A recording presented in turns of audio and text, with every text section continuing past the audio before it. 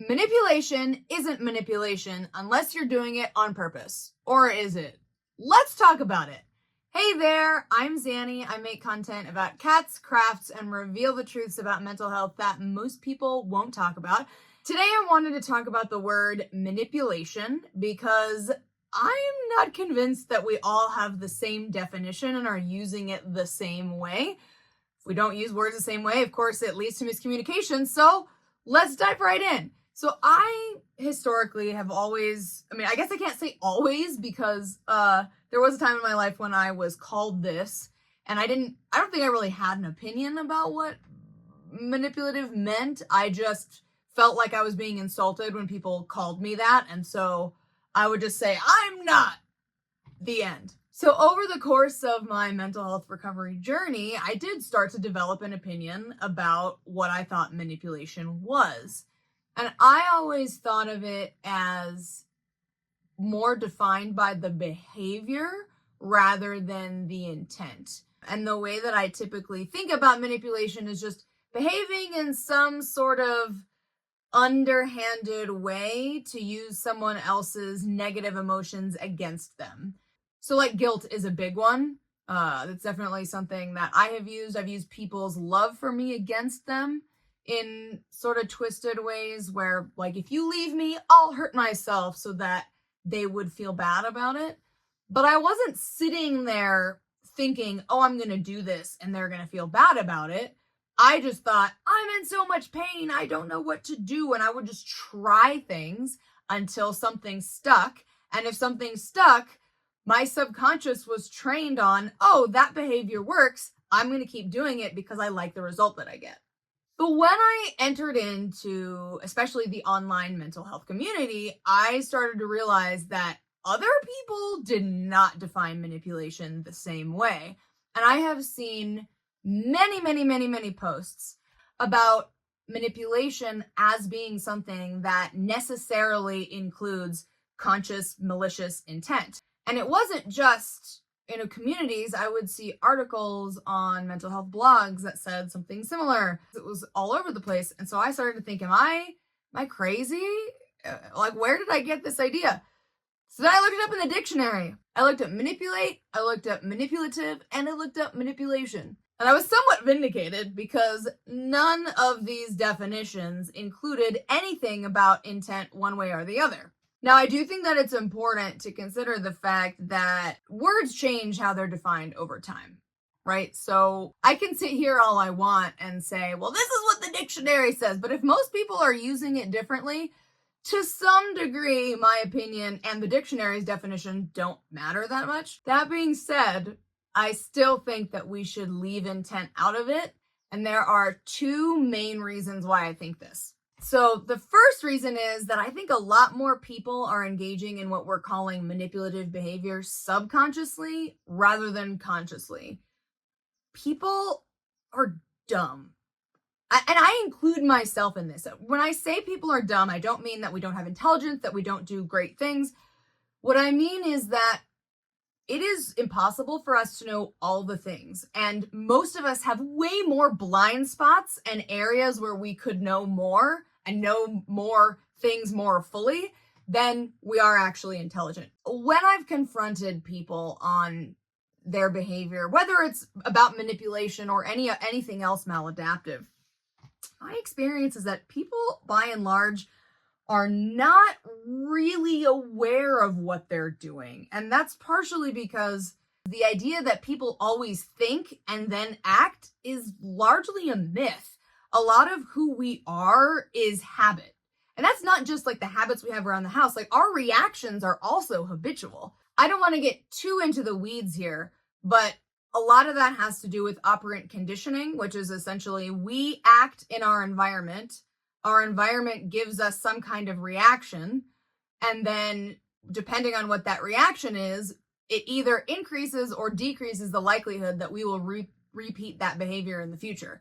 So for me, a lot of the big emotional meltdowns that I had in the past, people gave me the response I was looking for. And so I learned to continue that behavior. But it wasn't like I was sitting there thinking like, ooh, this worked, right? A lot of the way that people behave and the way that we become who we are is subconscious. And I think this is a critical part of humans and human interaction that we frequently overlook. And it's not because I think that if something is subconscious, somehow we should let it go, but because I don't think it makes sense to attribute malice where this is not a phrase unique to me, right?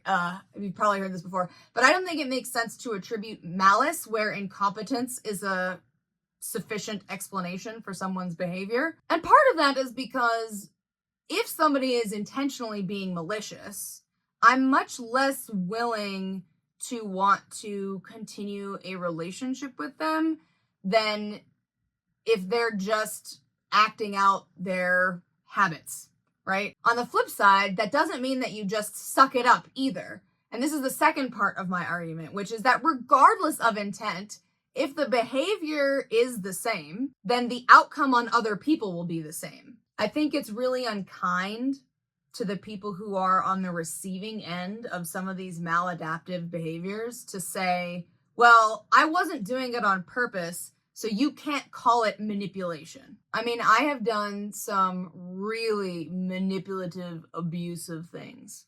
Screaming outside my ex's apartment in the middle of the night so that they'd come out and talk to me.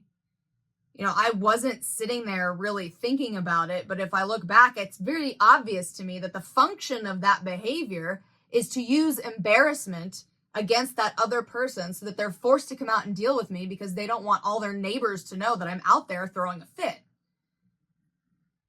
Right? In the moment, I was just doing whatever I could to get out of the pain. That doesn't negate the fact that what I was doing was a very manipulative act.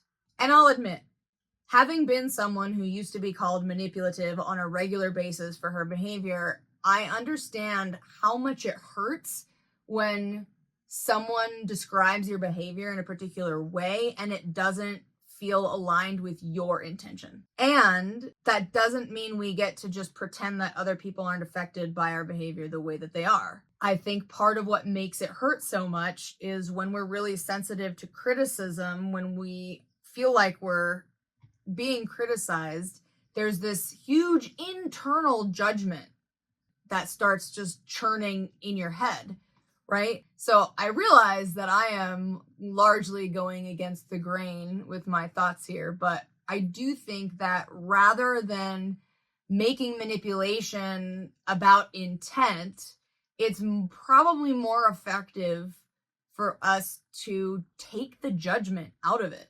Like, yes, it is a word that is about a behavior that is unpleasant, so it does have a negative connotation.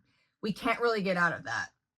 What we can do is get out of the cycle of judgment.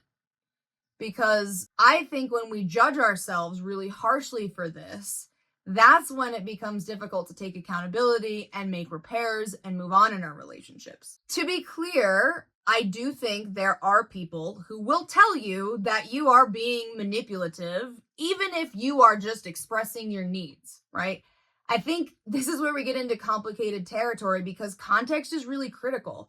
I see videos all the time on the internet where someone will say, if someone is doing blank behavior, it means this. And gosh, I can sit there and watch that video and come up with like 10 different variations on what that could mean, right? So I can't sit here and say, like, just because somebody is telling you that you're being manipulative, that you are. And it is important to use discernment. I think one of the ways that is effective in knowing whether or not you're reacting out of a place of, like, my ego's been hurt, so I'm going to attack you, versus actually considering someone's thought and ultimately deciding that their interpretation of a situation is not correct, largely has to do with the intensity with which and the speed with which I respond. If I am immediately like, nope, I'm not being manipulated, then I still might not be being manipulative, but at the very least, I am very actively acting out a rejection of this criticism. I'm not considering it at all. there are times where I will sit and think about something for a little bit and then I'll say, I think you have it twisted. I think that you've interpreted it this way because X, Y, or Z. On the other hand, I have also had times where I am like, yeah, I am. And it is difficult to know the difference between some of these situations because they're very nuanced sometimes, right? And this is where I think being willing to be the bad guy is really important. And I don't mean like you're sacrificing yourself, you're making yourself out to be a bad guy, you're being the scapegoat. What I mean is a willingness to be wrong, to accept that you are wrong. And I'll go into this in greater detail in another video because I think it's important. We just don't have time for it right now. But I see a lot of people who, and I have been this person in the past, who we see ourselves as being self-aware in the sense that we understand that we have a problem. We can tell you what all our symptoms are, what all the research says about where it comes from. But in terms of actually being able to break down our interactions on a daily basis, that's where that self-awareness really breaks down. I'll give you an example of this. I used to have borderline personality disorder. And when I was at my worst, a lot of my behaviors were very big. I have a very classic presentation of BPD, big, loud, aggressive, right? And sometimes when I talk about my experience, I will get comments from people who have had a more internalized experience of borderline personality disorder, where they're not as aggressive towards other people. It's more self-harm. It's more inward focused, right? And a lot of them are great. We have a discourse about the different experiences. There are some people who will identify with having this more internalized experience, but then they will flame out at me in my comments for how I don't represent them. They're so self-aware. How dare I talk about my experience? I'm making them look bad, right? I kind of talked about this in another video. I mean, I don't know about you, but that doesn't seem very internal to me. If you're leaving me a flaming comment, you're claiming to be so self-aware and so internalized, but you're flaming out at me, like just because you're not yelling to me, to my face, doesn't mean that it's an internal behavior. That's an external behavior, right? And so that's just an example of one of the things I see where people will claim to be very self-aware, but they're not because they can't even see that what they're doing is a problem, right? When we're talking about manipulation, in order to know really if what somebody is telling you about your behavior is an accurate reflection of what you're doing, you really have to get in touch with the dark parts of yourself that you don't like. Because otherwise it really goes one of two ways. One is you just accept it when anybody tells you that you're being manipulative, even if you're not, and then you become the scapegoat for everything all the time. Or you just reject what people tell you outright because you're being defensive. And neither of those are a good approach. Every situation is going to be a little bit different. And this is the hard part about being human in the world. It's not that cut and dry. I'm sure there are some things where, it's like if somebody does this, it means that. But those are probably the exception, not the rule. So yeah, I realize I may be going upstream with my thoughts on this, but thinking about it like this has definitely helped me in my journey. And it might help you, but I don't know. I'm definitely curious. What are your thoughts on this? Does manipulation definitely include conscious intent? Are there some situations where it does or doesn't apply? What are your thoughts? Let me know in the comments down below. And with that, we move on to the cats portion of our episode. I end every one of my episodes with a moment with one of my adorable cats. And today we're going to go snuggle buddy with Loki. Well, I was going to do snuggle time with Loki, but it looks like she and Panther are taking a nap. So instead, I'm going to show you 1 minute of clips from when Loki Doki was a little baby kitten.